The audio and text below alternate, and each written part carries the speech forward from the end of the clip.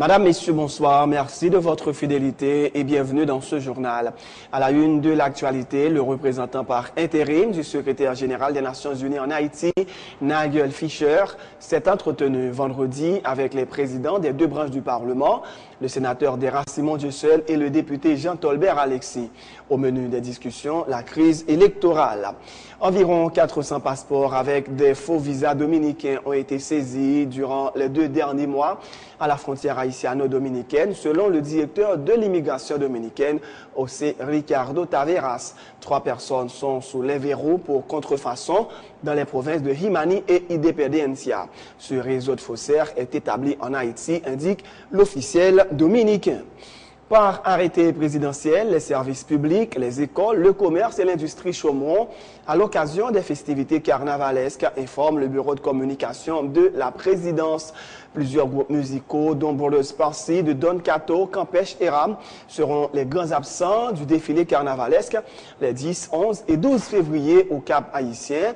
Ils ont été exclus du fait de leur merengue jugée trop critique pour le pouvoir en place, une décision qui aurait été dictée par le président Michel Martelly. Dans l'actualité internationale, une tempête de neige majeure et potentiellement historique doit toucher le nord-est des États-Unis dans les prochaines heures, a annoncé la météo nationale ce vendredi.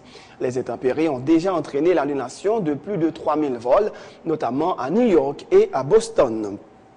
Des dizaines de milliers de personnes ont assisté vendredi aux funérailles de l'opposant Chokri Belaid en criant leur colère contre le pouvoir islamiste en Tunisie, où des heurts ont éclaté malgré un imposant dispositif policier et militaire. Et puis dans l'actualité sportive, Kevin Garnett est devenu jeudi soir le 16e joueur à passer la barre des 25 000 points en marquant 15 points lors de la très large victoire des Celtics face aux Los Angeles Lakers 116-95. Garnett, 36 ans, évolue en NBA depuis 1995. Madame, Messieurs, restez branchés pour le développement de ces titres et de bien d'autres.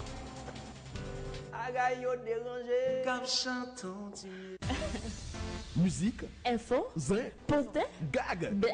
Aujourd'hui, c'est le jour. Gadonzin. Allô? Mr. M.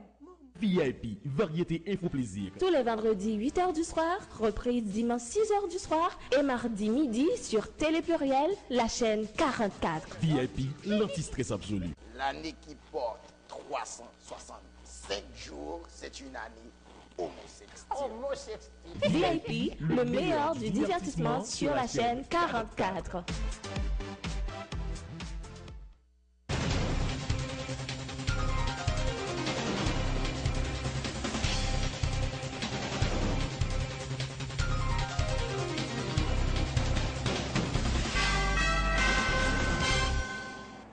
De Rechef, bienvenue dans le développement du journal. Le représentant AI du secrétaire général des Nations Unies en Haïti, Nigel Fisher, s'est entretenu vendredi avec les présidents des deux branches du Parlement, le sénateur Dera Simon Dieuseul et le député Jean Tolbert Alexis.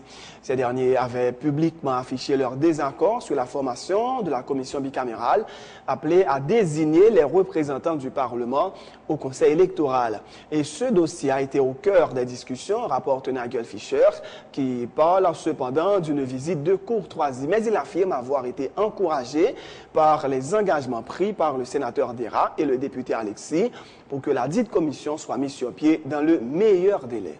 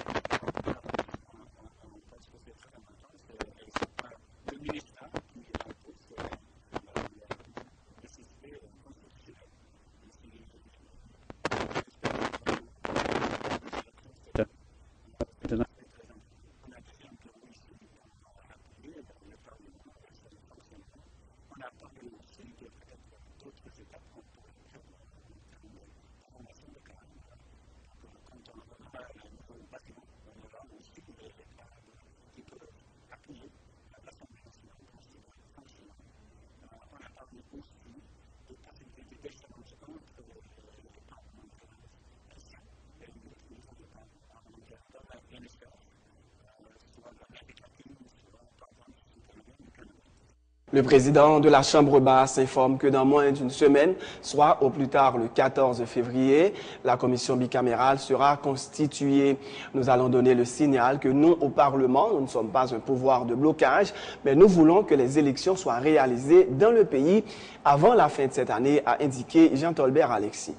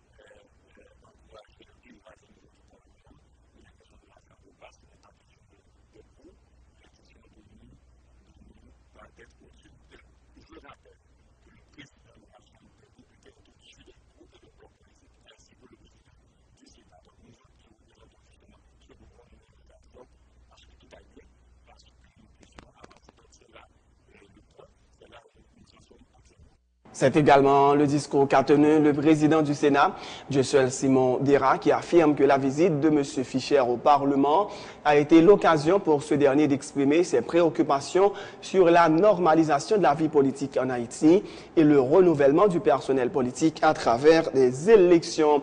Il affirme avoir également discuté avec le responsable onusien de la possibilité de permettre aux cadres du Parlement de se rendre à l'étranger pour prendre part à des formations susceptibles de les aider à mieux remplir leur mission.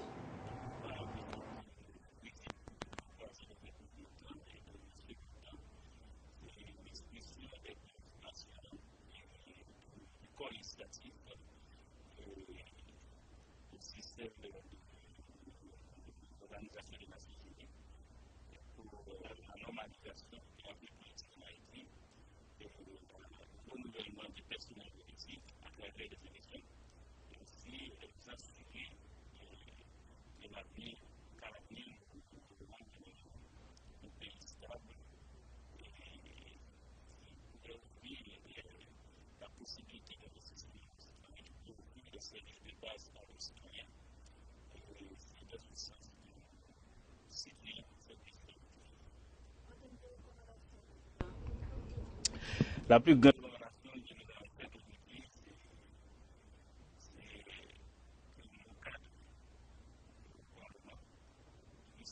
ils puissent voyager pour aller se préparer et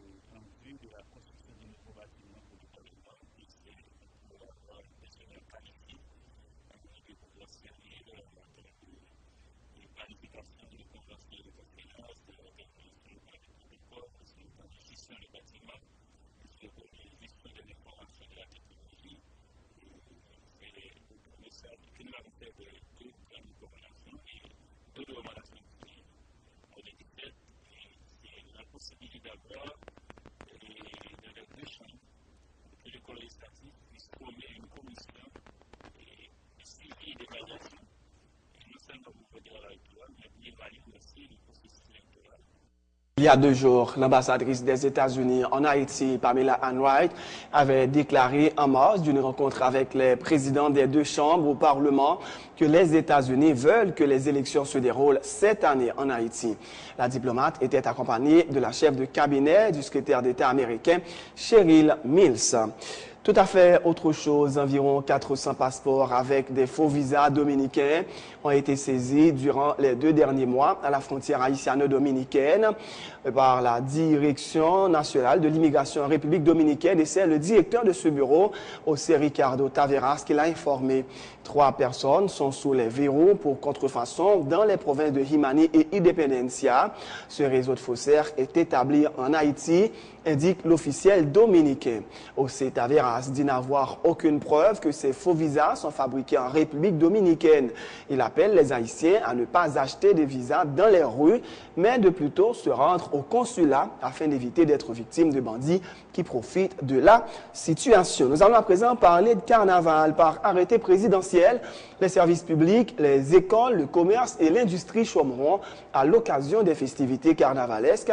Plus précisément, le lundi 11 février à partir de midi et durant toute la journée du mardi 12 et du mercredi 13 février.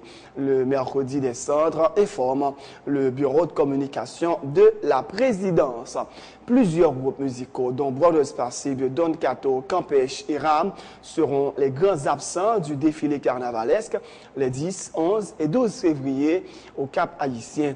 Ils ont été exclus du fait de leur merengue, jugée trop critique pour le pouvoir en place. Une décision qui aurait été dictée par le président Martelly. Mais qu'en pense l'homme de la rue? La réponse dans ce reportage de Jonas Doriska.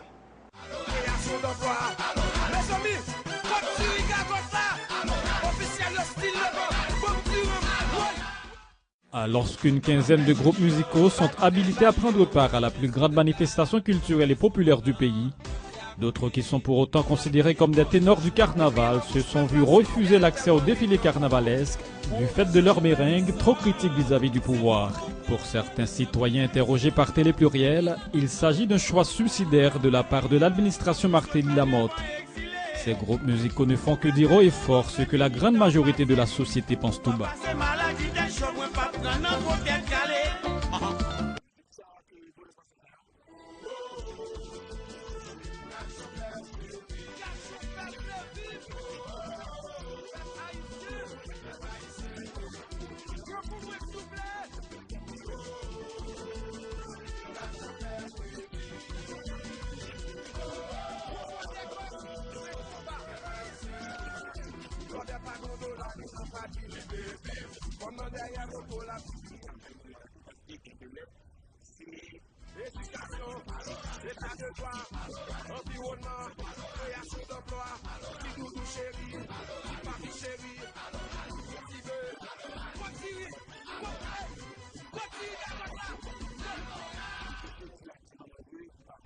D'autres mettent en avant le népotisme et le favoritisme du pouvoir en place qui d'ailleurs marche sur les traces de ses prédécesseurs.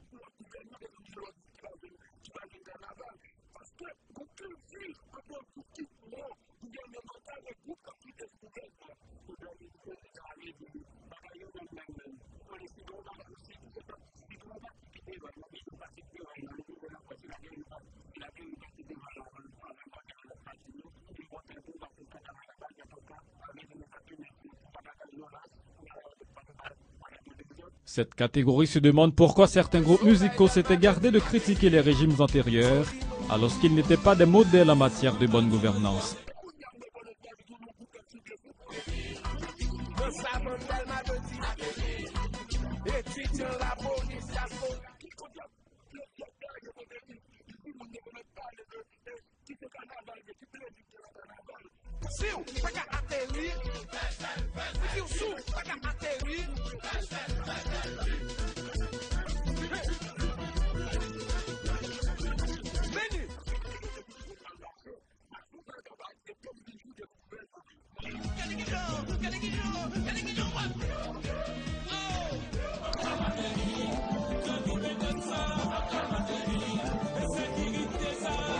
Certaines formations musicales telles Brothers Passy, Voix des Îles, Ram et Campeche ont été tenues à l'écart. Concernant le groupe de Don Cato, la décision aurait été dictée par le chef de l'État lui-même.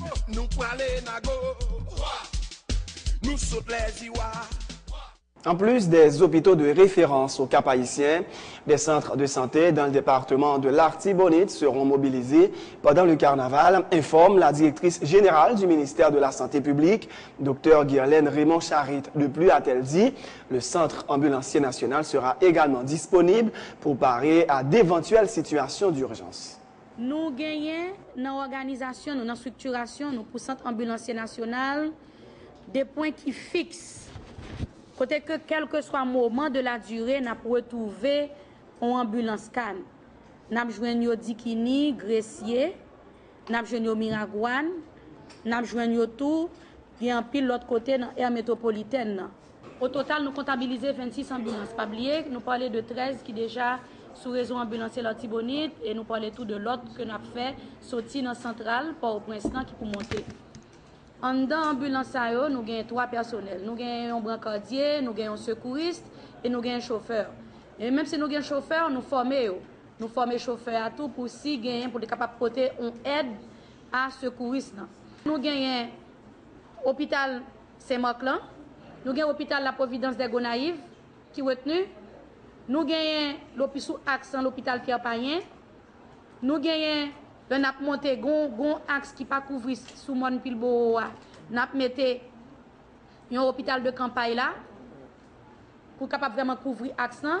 Et après nous arriver kounya nous gagnons en dedans au Cap, gagne en pile l'hôpital qui vini la Fossette, qui retenu Fort Saint-Michel, en pile l'autre centre qui en backup pendant que nous préparer l'hôpital Justinien et avec Ofatma que y a fait fonctionner salle d'opération actuellement il a mis vraiment en fonction pour capable répondre à besoins population. Et sous axe d'abonnement nous gagnons l'hôpital Fort Liberté. Pour sa part, la responsable de la direction de la promotion de la santé au ministère de la Santé publique, Dr Jocelyne Pierre-Louis, appelle les citoyens à faire preuve de prudence et à rejeter toute forme de violence pendant les festivités. Dr Pierre-Louis rappelle que le week-end écoulé, les autorités sanitaires avaient recensé plus de 80 blessés, la plupart à l'arme blanche, lors des carnavals de Jacmel, Delmar et Carrefour. Pour le carnaval qui était fait dans l'aire métropolitaine, ça veut dire 1er 2 février dans Carrefour, et 3 février dans Pétionville, et puis 3 février tout dans Jacmel. Le ministère de la Santé publique a enregistré pour Carrefour 77 blessés pendant 2 jours, dont 2 par plaie par balle, l'autre c'est blessures et bouteilles, et par arme blanche, et puis pas gagné d'essai. Dans Jacmel, il y a 17 cas. Dans 17 cas, il y a une c'est plaie par balle, mais c'est moun qui tape exam pal donc et balle là frappé, c'est ça les autoshot là. Et puis ça fait 16 blessés par arme blanche et puis il y a 2 filles qui ont été menées pour intoxication à l'alcool. Donc c'est ça que fait nous et insister en pile sur précaution pour moun prendre pendant le carnaval ou prendre plaisir mais pas oublier tête. Parce que l'oublier tout, ça capable de pile conséquences dans conduire machine, dans boire alcool, dans oublier tout, les organes doivent aller faire bagaille sans capote et puis pour qu'à tomber sous malin. Donc dans prend plaisir une avec l'autre, prend plaisir côte à côte, faut une veiller sur l'autre pour éviter violence, mais tout servi avec un capote neuf chaque fois n'a fait bagaille, chaque fois n'a vu fait sexe. Pas oublier, à gagner point de lavage des mains sous défilé carnaval là, en vont manger un bagaille, lavez-moi. Et puis tout, moun qui conduit, pas prendre volant, moun qui boit alcool, pas prendre volant, moun qui boit alcool, pas conduire. Fin de ce journal. Avant de vous quitter, voici le rappel des titres. Le président par intérim du secrétaire général des Nations Unies en Haïti, Nigel Fisher, s'est entretenu vendredi avec les présidents des 2 branches du Parlement, le sénateur d'Ira Simon Dieuseul et le député Jean Tolbert Alexis. Au menu des discussions, la crise électorale. Environ 400 passeports avec des faux visas dominicains ont été saisis durant les 2 derniers mois à la frontière haïtiano-dominicaine, selon le directeur de l'immigration dominicaine, José Ricardo Taveras. 3 personnes sont sous les verrous pour contrefaçon dans les provinces de Jimani et Independencia. Ce réseau de faussaires est établi en Haïti, indique l'officiel dominicain. Par arrêté présidentiel, les services publics, les écoles, le commerce et l'industrie chômeront à l'occasion des festivités carnavalesques, informe le bureau de communication de la présidence. Plusieurs groupes musicaux, dont Brothers Parsi, de Don Cato, Campèche et Ram, seront les grands absents du défilé carnavalesque les 10, 11 et 12 février au Cap-Haïtien. Ils ont été exclus du fait de leur mérite jugée trop critique pour le pouvoir en place. Une décision qui aurait été dictée par le président Michel Martelly. À l'étranger, une tempête de neige majeure et potentiellement historique doit toucher le nord-est des États-Unis dans les prochaines heures, a annoncé la météo nationale ce vendredi. Les intempéries ont déjà entraîné l'annulation de plus de 30 000 vols, notamment à New York et à Boston. Des dizaines de milliers de personnes ont assisté vendredi aux funérailles de l'opposant Chokri Belaid en criant leur colère contre le pouvoir islamiste en Tunisie. Des heurts ont éclaté malgré un imposant dispositif policier et militaire. Et puis, dans l'actualité sportive, Kevin Garnett est devenu jeudi soir le 16e joueur à passer la barre des 25 000 points en marquant 16 points lors de la très large victoire des Celtics face aux Los Angeles Lakers, 116 à 95. Garnett, 36 ans, évolue en NBA depuis 1995. Voilà qui met fin à ce journal. Merci de l'avoir suivi. Bonne suite de programme et surtout bon week-end de carnaval sur Télé Pluriel.